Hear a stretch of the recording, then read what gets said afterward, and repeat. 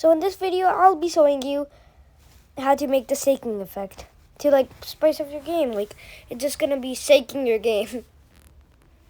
So I'll just start like with a green flag clicked, and now after this I'll add like what do you call it, point in direction block.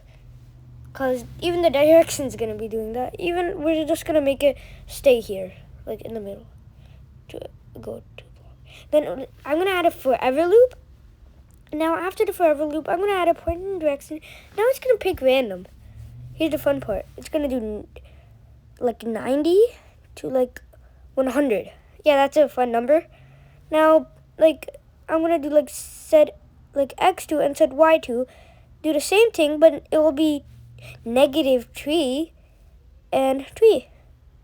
I'll duplicate that and then I'll just add it. And then look, we just did that small code and just shaking the whole game. Look at that. Just shaking it. Whoa, the scratch got shaking like a lot. I'll see you next time.